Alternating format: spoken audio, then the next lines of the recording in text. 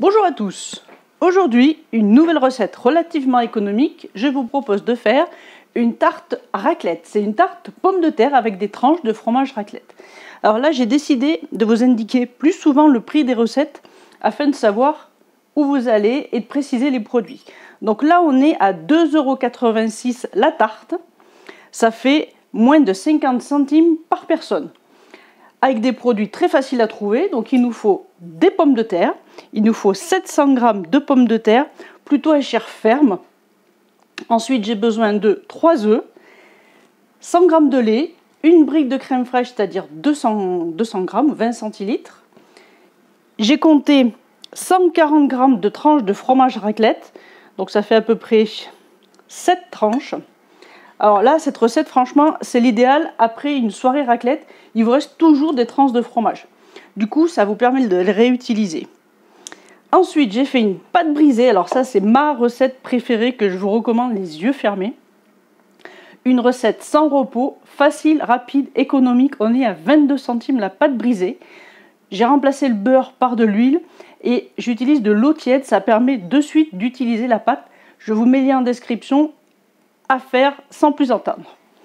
Ensuite, j'ai pris du thym, sel, poivre.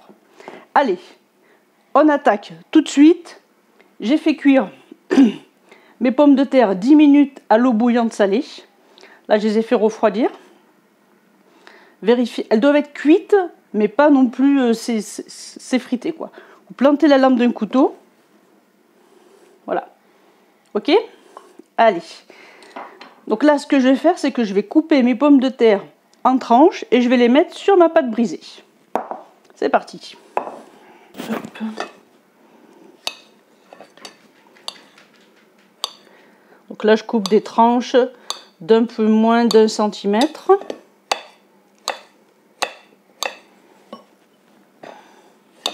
Voilà, j'ai réparti toutes mes pommes de terre sur ma tarte.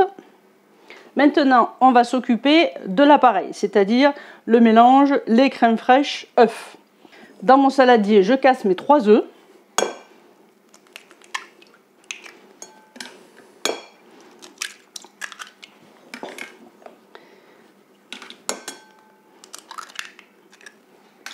Je sale, je poivre tout de suite.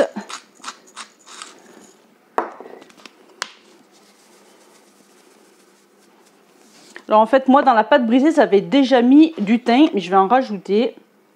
Il n'y en a jamais trop. On fouette une première fois.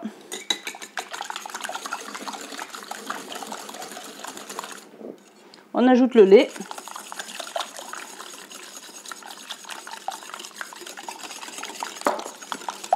Et la crème fraîche. Alors à la place du thym, on peut mettre de la ciboulette, du persil, c'est vraiment ce que vous avez, ce que vous aimez. Hein.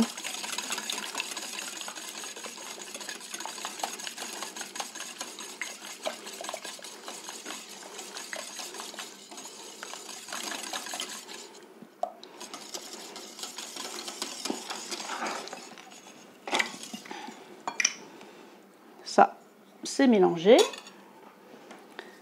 Donc je vais verser mon mélange sur les pommes de terre.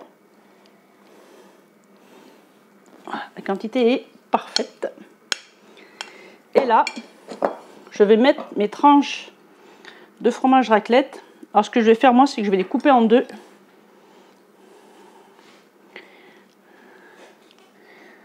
Hop. Et on répartit tout partout.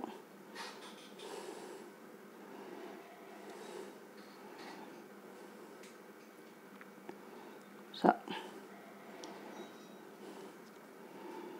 Le fromage fonde bien sur les pommes de terre. Ouais, j'en ai même 2 trop.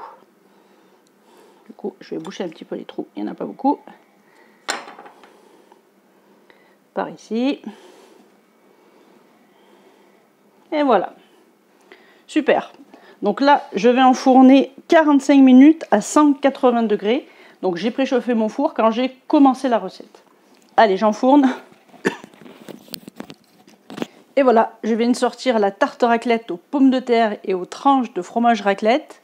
Ça sent super bon. Je vais laisser refroidir avant de sortir une part et de vous montrer à l'intérieur.